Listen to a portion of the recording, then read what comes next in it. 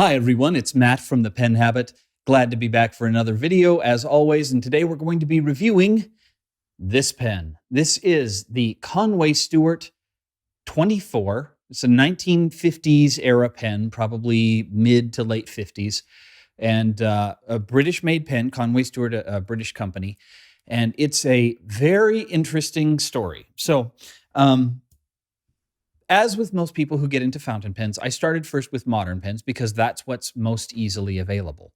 Um, I bought custom turn pens. I went to the stores. I bought pens. I bought pens online from companies like the Goulet Pen Company, and then I started buying from other companies.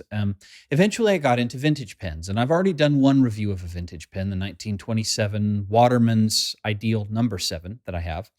This was one of my next ventures into the vintage pen market. And if you take a look up close, I think you can see why. I mean, this acrylic is just gorgeous. I mean, it's really a pretty, pretty acrylic. This is called the Green Hatched pattern. And this is a Conway Stewart pen, as I mentioned. This is the 24. And got the black jewel at the top of the cap, nice gold clip, pretty standard Conway Stewart gold clip with the little CS logo right there. Got a double band in the cap itself. On this pen, we have a Conway Stewart 14 karat gold nib, and I don't see any other markings. It's standard gold nib from that era. Little plastic section here in black, and then you've got the acrylic here on the side. As all Conway Stewart pens have this little stamped it's got the logo here with the trademark, so it says Conway Stewart 24, made in England. And then this is a lever-filled pen. So let's talk a little bit about the Conway Stewart lever fills, because they're a little different than most other lever-filled pens. I'm going to grab a different pen because I haven't inked this one up yet. But I'm going to see if I can draw this for you here. Let's pull this down and get started at the top of the page. So if this is the side of the pen barrel, like this, most pens have, here's the ink sac here, and then here's the lever, on the outside of the pen. Actually, it would, whatever. You'll get the gist. And they've got a bar on the inside that, usually goes something like this.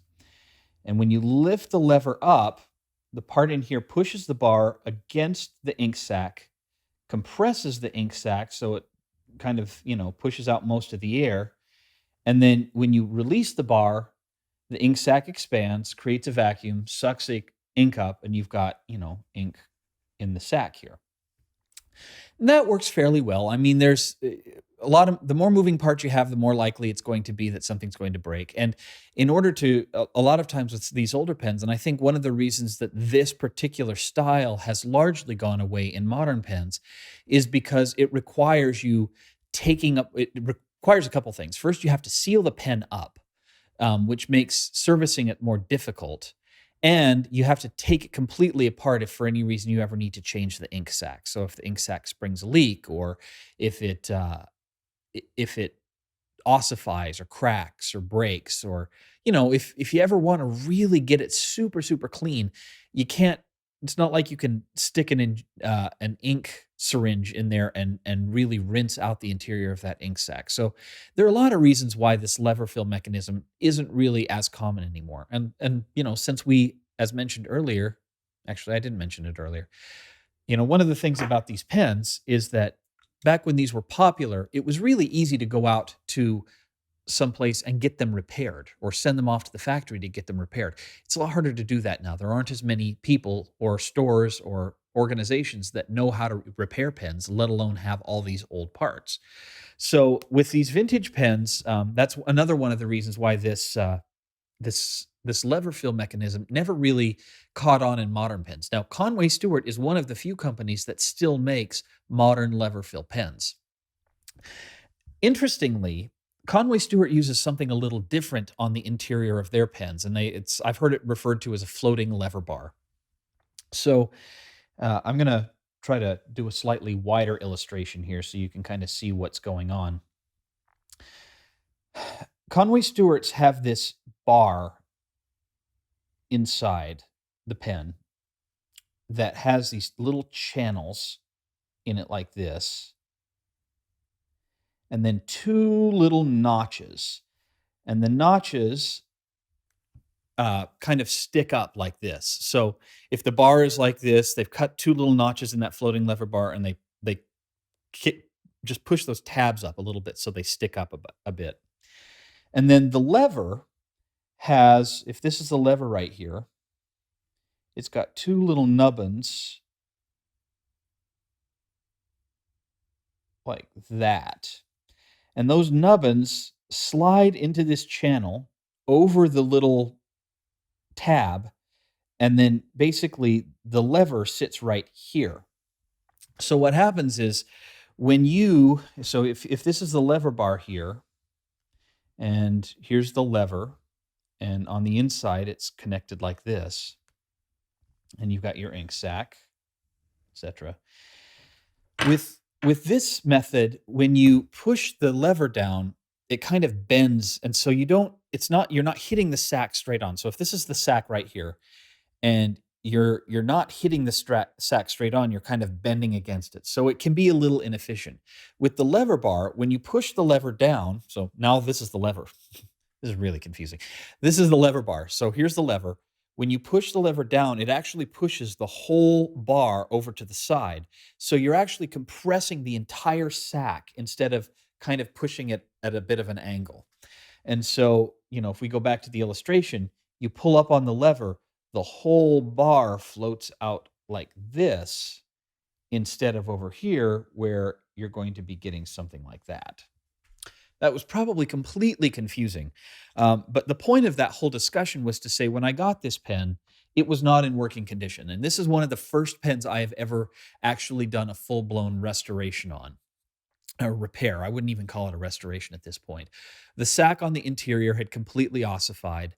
The lever bar had come off the lever itself.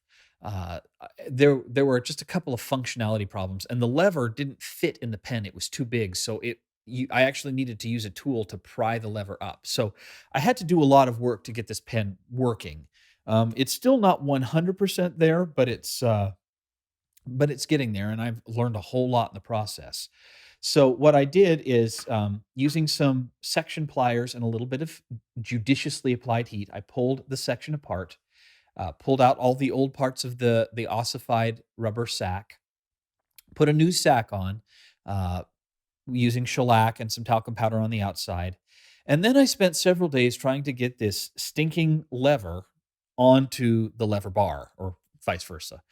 And that's really hard to do, especially if you don't know what it's supposed to look like or how it's supposed to work. And I'd get it on, and then it would fall off because the tabs weren't pushed up high. I mean, I spent days on this. As I posted on the FB Geeks forum, it's like, step 1, insert the bar. Step 2, curse when the bar falls off. Repeat steps 1 and 2 3 times. Step 4, get it to stay on, put it together. Step 5, ink it up. Step 6, curse again when the bar falls off on the inside of the pen. So, I mean, days and days and days. Finally, I think I've got it largely figured out.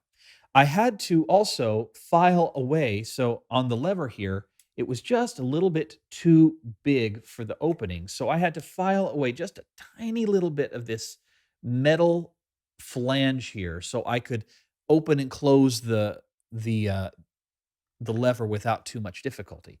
It's working now. So, and then I had a whole bunch of problems when I took the nib and the feed out. I had a whole bunch of problems getting it back in because I didn't know what I was doing. I know a lot more what I'm doing now. I still would not consider myself an expert, but there we go. Anyway, so I'm going to go ahead and ink up this pen, get rid of the sheet, and we're going to show you a little bit of writing. Now, one proviso I will mention is it's a little disingenuous of me to offer a writing sample or to review the writing style of a vintage pen. Vintage pens depend really heavily on who used it before, the combination of parts that are in the pen, and kind of going to what I said before. When you took a pen in to get repaired, chances are the part that it was repaired with may not have been the factory original style part. They could have interchanged parts. I've got a couple pens like that where I don't think everything on the pen is original. Now, if you're a collector, having everything on the pen is original is a big deal. If you're buying these vintage pens for the writing experience and less for the collecting experience, then it's less of a big deal. The real question is, does the pen write? And in this case, yeah, it writes. So here we go. Let's do a little sample. This is the Conway Stewart 24. This is the green hatched version.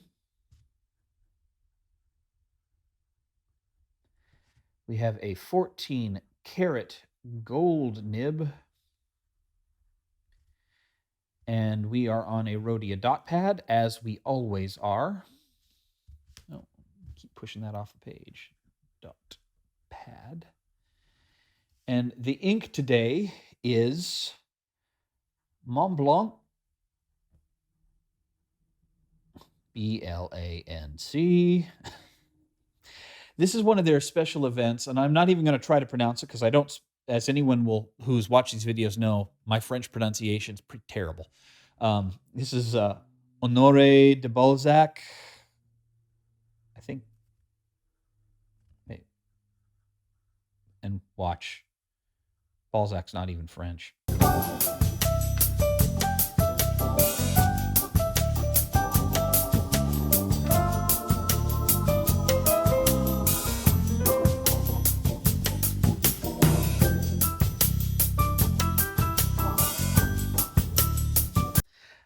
And Montblanc calls this the Dandy Turquoise is the color.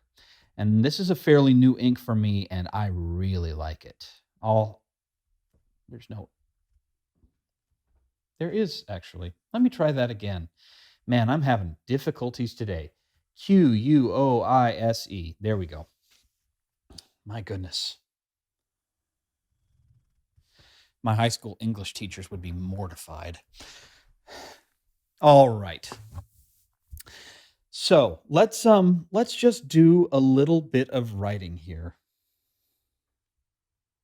And as is occasionally the case, I'm not feeling particularly creative, so we're just going to go with the old standby.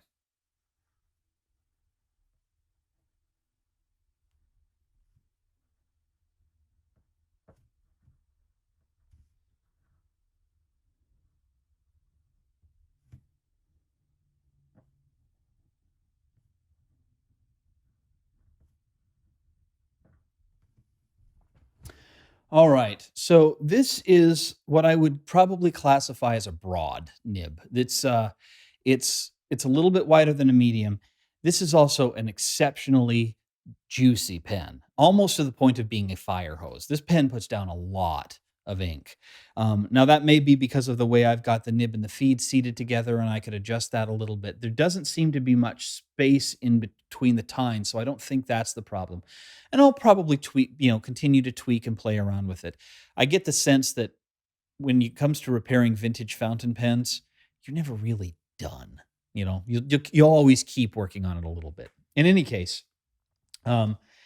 very, very nice, smooth writer, because I went through and aligned the tines and made sure that everything was working properly.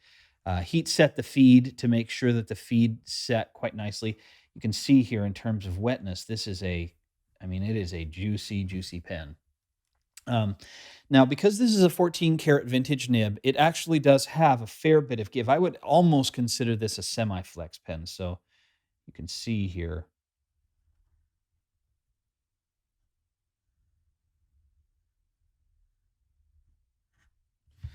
It's I think the flex would be a little bit more interesting if it were a narrower point. Broad flex generally doesn't do it for me. I like to go from a fine to a triple broad in my flex pens, as opposed to a broad to a triple broad, or a broad to a double broad.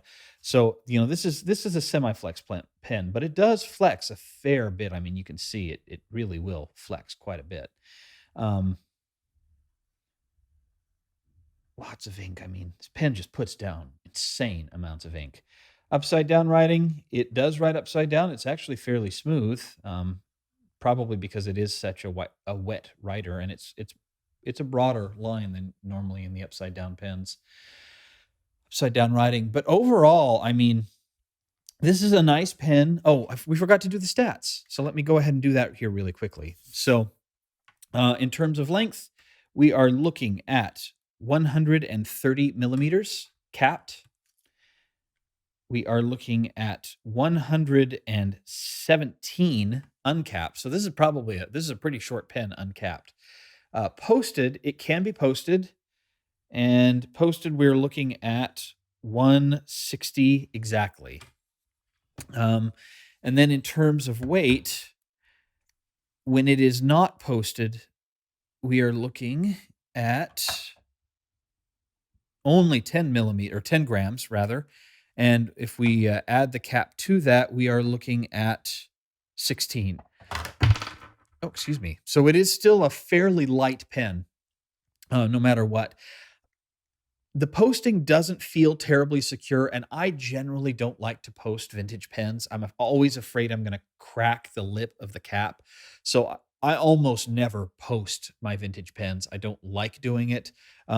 So this one is a little, tends to be a little small for me to write with. Just it fits just kind of right there. Any shorter, and this would be unusable for me without posting it. But it's so light that if you do need to post it, it will still work quite nicely. It's not back balanced at all with the cap posted. So, but in general, I mean, what brought me to this pen was not the way it wrote because it didn't write when I bought it.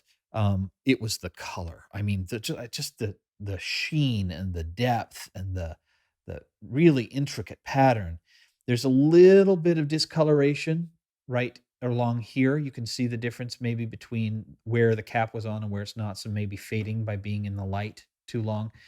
But in general, this pen is in phenomenal shape for a pen as old as it is. And man, do I like it a lot. It's a pretty, pretty pen.